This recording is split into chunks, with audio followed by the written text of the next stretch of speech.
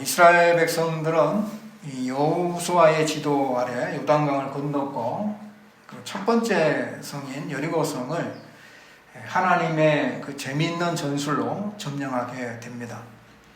이 여리고성의 승리로 이스라엘 백성들이 교만하고 바쳐진 물건에 손을 댄 아간의 범죄로 인해서 아이성 첫 번째 전투에서 크게 실패하게 됩니다. 실패한 후 여호수아와 제사장들이 하루 종일 기도하고 실패의 원인을 알게 되고 범죄한 아간을 처벌하여서 아굴골짜기를 명하고 2차 아이성 전투에서 하나님의 구체적인 지시에 따른 순종으로 대승리를 거두게 됩니다. 아이성 전투에서 크게 승리한 이스라엘 백성들이 정말 이 기세를 모아서 가나안 땅을 더 착착 점령해 들어가면 좋을 텐데, 이 상황 속에 여호수아는 긴박한 이 전쟁의 상황을 잠시 접어두고 이스라엘 백성들을 이끌고 에발산으로 갑니다. 이 에발산은 점령한 아이성에서 북쪽으로 한 37km나 된다고 해요. 가까운 거리는 아닙니다. 걸어서 한 이틀 정도 걸어가야 도달할 수 있는 거리인데, 모든 이스라엘 백성들을 다 이끌고 이 37km나 되는 이 먼 길을 가는 것은 쉬운 일이 아닙니다. 이 가나안 땅에 있는 부족들이 여리고성과 아이성이 무너진 사실을 알고 그들이 협력하여 공격해 올지도 모르는 그런 상황이고요.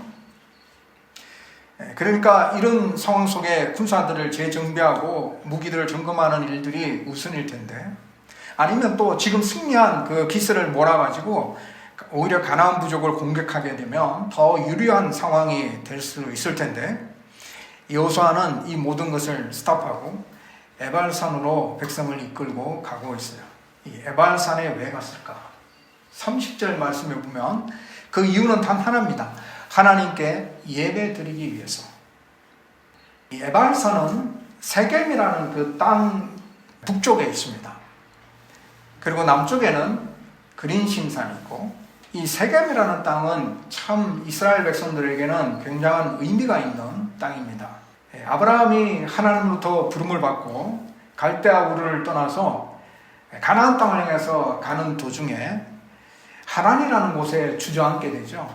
하란이라는 곳에서 아브라함이 살게 됩니다. 여기서 살다가 아버지인 데라가 여기서 사망하게 돼요. 그러자 아브라함이 다시 하나님의 부름을 기억하고 이 하란을 떠나서 가나안 땅으로 들어가게 되는데요. 아브라함이 가나안 땅에 들어간 첫 번째 땅이 여기 세겜 땅입니다. 세겜 땅에 정착했을 때 하나님께서 아브라함에게 나타나셔서 이런 약속을 다시 한번 확인시켜 주는데요. 창세기 12장 7절에 보면 여호와께서 아브라함에게 나타나 이르시되 내가 이 땅을 내 자손에게 주리라. 이 세겜 땅에 정착한 아브라함에게 하나님께서 이 땅을 내 자손에게 주겠다라고 다시 한번 그 약속을 하시는 모습을 보게 되는데, 그러자 아브라함이 여기서 제단을 쌓았어요. 제단을 쌓았다는 것은 예배했다는 겁니다. 하나님을 경배했다는 것이죠. 야곱의 생애에도 이 세겜 땅은 상당히 중요한 의미를 담고 있습니다. 야곱이 몰래 아버지로부터 축복을 받고 형의 눈을 피해서 도망을 가게 되죠. 도망한 곳이 이 하란입니다. 야곱이 외삼촌 라반의 집에서 20년 동안 살았어요.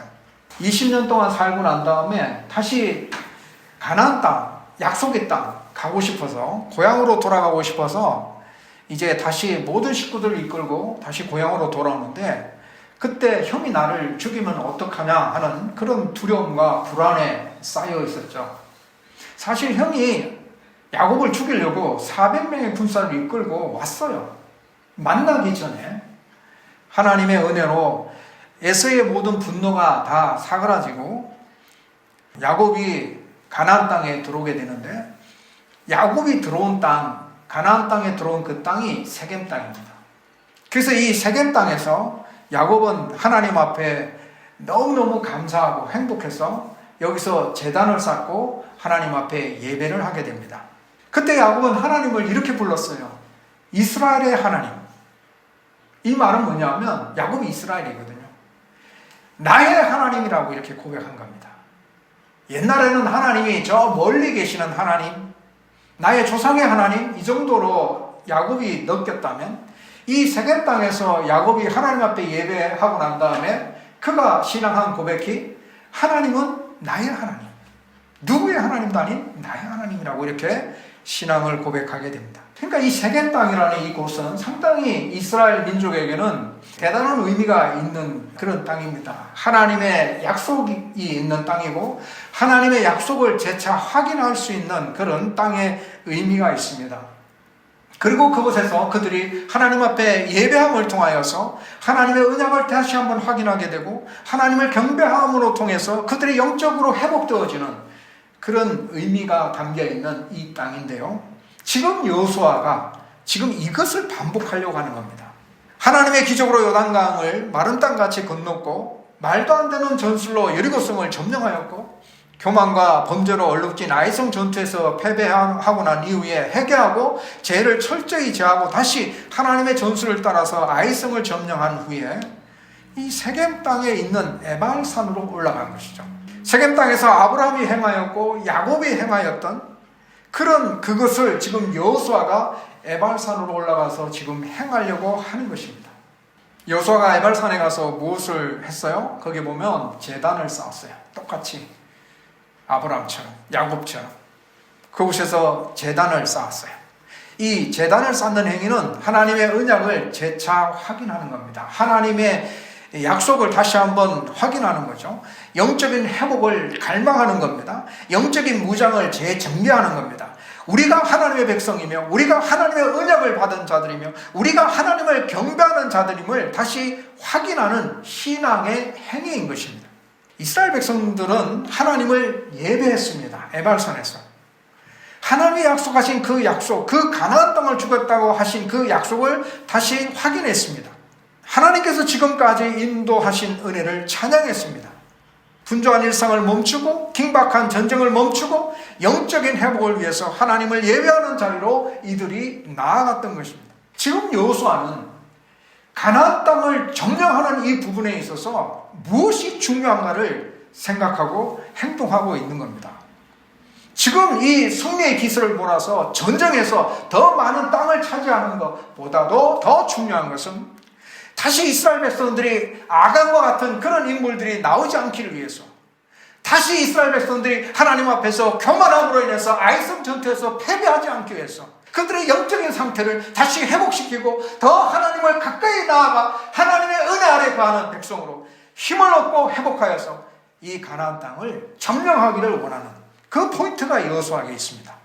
여호수아는 실패의 경험을 살려서 다시 우리가 하나님께 가까이 나아가는 것이 중요하다. 하나님 앞에 예배하는 것이 중요하다. 우리가 영적으로 회복하는 것이 중요하다. 이 가나안 땅 전투 속에서 하나님이 우리에게 힘을 주시고 은혜를 주시고 하나님께 함께함으로 싸우는 이 전쟁이야말로 우리가 승리할 수 있는 방법이다 라는 것을 여호수아가 깨닫고 이 먼 거리지만 에발산까지 가서 하나님 앞에 예배하고 있는 겁니다. 사실 이 예배가 왜 이렇게 이루어졌냐 하면 신명기 27장에 보면은 모세가 여호수아에게 이스라엘 백성들에게 부탁한 말씀이 나옵니다. 이미 너희들이 가나안 땅에 들어가면 거기서 하나님 앞에 예배해라. 그 명령이 있는데 지금 여호수아가 그 모세의 명령을 순종하고 다시 이렇게 에발산에 가서 하나님 앞에 예배하고 있는 것입니다. 참 우리의 일상생활도 마찬가지입니다. 우리의 삶도 마찬가지입니다. 우리가 예배하는 자리로 나아가야 우리의 영적인 삶을 재정비할 수 있고 우리가 예배를 해야 하나님 주시는 은혜 안에 우리가 거할 수가 있고 우리가 하나님 앞에 예배를 해야 우리가 은혜 받음으로 우리의 일상생활 속에서 영적인 승리를 거둘 수 있습니다. 예배라는 것은 참 우리의 신앙생활에 너무너무 중요하고 소중한 것입니다.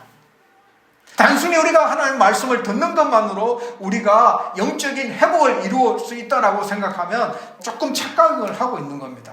함께 나와 예배하고 함께 찬양하고 함께 기도하고 함께 하나님 말씀을 듣고 함께 아멘으로 화답하는 이 예배야말로 우리의 신앙생활에 참 중요한 부분입니다.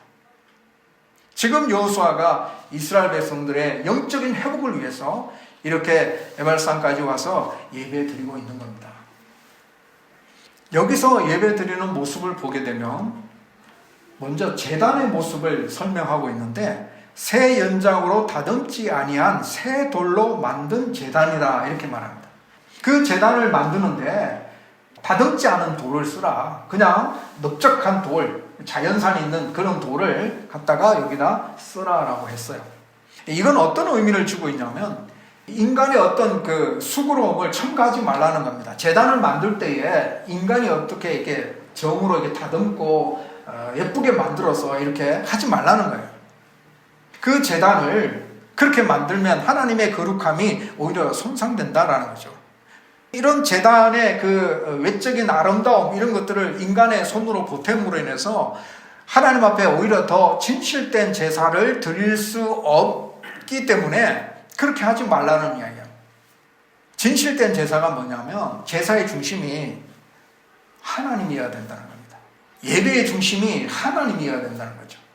제단의 어떤 아름다움, 제단의 어떤 화려함 그런 것이 아니라 이 진실된 제사는 그 예배의 중심이 하나님이어야 됩니다. 웅장하고 화려한 건축에 매료되는 것이 아니라 예배 가운데 정말 하나님이 임재하느냐라는 사실이에요. 내가 예배 가운데 하나님을 만날 수 있느냐, 내가 예배 가운데 하나님 주시는 은혜를 받을 수 있느냐, 그게 진실한 제사라는 거죠. 그게 진짜 하나님이 기뻐하시는 예배라는 것입니다. 그래서 여기 보면 제단을 새 연장으로 이렇게 다듬지 말라라고 하신 말씀을 보게 됩니다. 제단이라는 것은 어떤 곳이냐면 어떨 때 사용되어지냐면 제물을 드리는 곳이죠. 이게 이제 신약으로 넘어오게 되면 어린 양의 죽음이 상징되는 장소입니다. 이 제단이라는 곳이 어린 양의 죽음이 상징되는 장소. 그래서 제단에 사용된 돌을 사람이 쪼갠다든지 다듬는 것은 부정하다. 왜냐하면 우리의 죄가 사하여지고 하나님부터 복이 임하는 이 제단은 예수 그리스도께서 홀로 역사하시는 곳이기 때문에 인간의 어떤 행위를 첨가할 수 없다는 겁니다. 예수님의 제단에서 내가 죽어야 할 그 자리에 예수님이 대신 죽으신 겁니다. 그래서 이 제단에 드려지는 제물, 예수 그리스도의 거룩한 보혈의 피이기 때문에 이 제단을 어떻게 인간의 어떤 솜씨로 다듬지 말라, 보태지 말라. 오직 하나님의 역사하시는 은혜로 말미암아, 오직 예수 그리스도의 보혈의 피로 말미암아 우리의 모든 죄가 사하여지는 이 제단이 되어야 된다는 것이죠. 이게 복음입니다. 우리의 노력, 수고, 공로 이거는 하나도 없고 오직 100% 예수 그리스도의 공로로 이루어지는 것, 이것이 바로 복음입니다. 그래서 제단의 모습이 이런 복음의 의미를 담고 있는 것을 보게 됩니다. 자, 제단 위에 이스라엘 백성들이 여기 에발산에 가서 제사를 드릴 때에 번제물과 화목제물을 드렸어요. 이 번제는 전적으로 하나님께 헌신하는 그런 의미를 드러내는 제사고, 화목제는 하나님과 평화를 드러내는 그런 제사입니다. 그 여호수아는 가나안 땅을 온전히 정복할 수 있었던 핵심은 하나님께 있음을 그가 알았어요. 그래서 하나님과 함께 했던 여리고 전투에서는 승리를 했고, 하지만 교만과 범죄로 얼룩졌던 첫 번째 아이성 전투에서는 패배하게 됐죠. 그래서 지금 여호수아는 이스라엘 백성들이 하나님과 바른 관계, 이 관계를 잘 유지하지 못하면 가나안 땅을 다 정복할 수 없다라는 사실을 깨닫고, 이제 하나님 앞에 나와 제사 드릴 때에 번제물과 화목제물을 통하여서 하나님과 이스라엘 백성과의 관계를 회복시키기 위한 그런 모습을 보게 됩니다. 특히 이 화목제는 구원의 은혜가 상징되는 제사인데요, 이스라엘 백성들이 가나안 땅까지 들어와서 여기까지 올 수 있었던 것은 다 하나님이 구원하여 주신 은혜, 하나님의 전적인 은혜라는 사실들을 이 화목제물을 통하여 드러내는 모습입니다.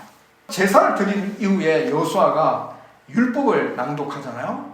율법을 낭독하는데 34절에 보면 여호수아가 율법책에 기록된 모든 것대로 축복과 저주하는 율법의 모든 말씀을 낭독하였으니, 여호수아가 율법을 낭독할 때에 그 이스라엘 백성들의 위치를 보게 되면 여호와의 언약궤를 맨 제사장들이 여호수아 앞에 있습니다. 그리고 왼쪽 오른쪽 반반 나누었어요. 이 왼쪽 6지파, 또 오른쪽 6지파, 절반은 그린심산 쪽으로, 에발산이 북쪽이니까 그린심산은 남쪽입니다. 절반은 에발산 쪽으로 그렇게 지파들이 나누어서 서게 되고, 중심에는 언약궤를 맨 제사장이 있고 좌우로 이스라엘 백성들이 반반 나누어서 한쪽은 그린심산 쪽으로 한쪽은 에발산 쪽으로 이렇게 선 거예요. 그리고 여호수아가 이제 중간에서 율법을 선포하는 겁니다. 그린심산 앞에 선 백성들을 향하여서는 여호수아가 축복의 말씀을 선포하고, 에발산 쪽에 서 있는 백성들을 향하여서는 저주의 말씀을 선포했어요. 아니, 다 축복의 말씀을 하면 참 좋은데 저주의 말씀도 선포했어요. 왜 이렇게 하셨을까? 자, 축복과 저주의 말씀을 선택하라면 우리는 당연히 축복이죠. 그런데 이 저주의 말씀은 진짜 저주하고자 하시는 말씀으로 주어진 것이 아니고요, 불순종으로 이런 저주를 받지 않게 하기 위하는 마음에서 저주의 말씀으로 경고하고 있는 겁니다. 그러니까 축복과 저주의 말씀을 낭독한 것은 선택권이 없다는 겁니다. 하나님의 말씀 앞에서 우리가 선택할 수 있는 선택권이 없다는 것이죠. 축복의 말씀에도 순종이고 저주의 말씀에도 순종이고 100% 순종뿐이라는 사실. 내가 선택해서 축복의 말씀은 좋은 거니까 내가 선택하고 저주의 말씀은 내가 싫은 거니까 선택하지 않고, 이런 문제가 아니고, 모든 말씀 앞에 축복의 말씀이든 저주의 말씀이든 하나님이 우리에게 주시는 모든 말씀 앞에 우리가 행해야 할 선택은 순종입니다. 순종이. 그래서 신앙은 선택의 문제가 아닙니다. 신앙은 선택의 문제가 아닙니다. 신앙은 우선순위의 문제도 아닙니다. 내 신앙에 있어서 하나님이 첫 번째요, 두 번째는 돈이고 세 번째는 출세요, 이렇게 생각하는 것은 바른 신앙의 모습이 아닌 거죠. 신앙은 우선순위의 문제가 아니고 신앙은 나에게 있어서 전부가 되어야 됩니다. 하나님은 나에게 있어서 전부라고 고백하는 것, 이것이 바로 올바른 신앙의 모습입니다. 하나님께서 이스라엘 백성들에게 율법을 낭독하게 하시면서 그들에게 하나님이 요구하신 바가 뭐냐면, 너희들이 하나님 말씀에 온전히 순종하기를 원한다. 너희들에게 있어서 하나님이라는 이 존재가 전부이기를 원한다. 너희들이 장차 이제 가나안 땅에 들어가서 살아갈 텐데 그 속에서 살아갈 때에 하나님이 너희 인생에 있어서 전부가 되기를 원한다. 가나안 땅에는 수많은 우상이 있고 수많은 이교적인 문화가 있고 다른 여러 신앙들이 있을 텐데, 그 가운데 너희들이 살아갈 때에 오직 하나님만이 진짜 하나님이심을 너희들이 믿고 순종하는 자가 되기를 원한다. 하나님이 이스라엘 백성들에게 요구한 것이 바로 요구입니다. 이 부분이에요. 신앙이 선택이 아니고 우선순위도 아니고 전부이기를 하나님이 요구하고 있는 겁니다. 또 하나 우리가 생각해 볼 수 있는 것은, 그린심산에는 축복이 선포되었지만 에발산에는 저주가 선포되었잖아요. 자, 이제 제단이 어디 있었냐고 보는 겁니다. 제단이 어디 있었어요? 여호수아가 어디에서 예배를 드렸어요? 에발산이죠. 제단이 있었던 곳은 에발산. 저주의 말씀이 선포되었던 것이 이 에발산 쪽이죠. 왜냐하면 이 에발산에 선포되는 저주의 말씀 속에 우리 인간이 다 순종할 수가 없잖아요. 실패할 때도 있습니다. 그렇기 때문에 그곳에 제단이 필요한 거예요. 이스라엘 백성들이 출애굽하면서 광야길을 걸어갈 때에 하나님 앞에 순종한 부분도 있지만 순종하지 못한 부분이 많이 있습니다. 그래서 이 에발산에 이 제단을 세운 겁니다. 우리가 신앙생활을 해나갈 때에 하나님 앞에 온전히 순종하지 못할 때가 있습니다. 그때에 우리에게 필요한 것은 제단입니다. 이 제단에 제물이 드려짐으로 말미암아 우리의 불순종이 용서함을 받는 거죠. 그래서 이 제단이 있기 때문에 우리가 불순종 자리에 떨어져도 절망할 필요가 없다는 사실이에요. 이 제단에 누가 제물이 되어주셨습니까? 예수 그리스도께서 우리를 위하여 제물이 되어주셨어요.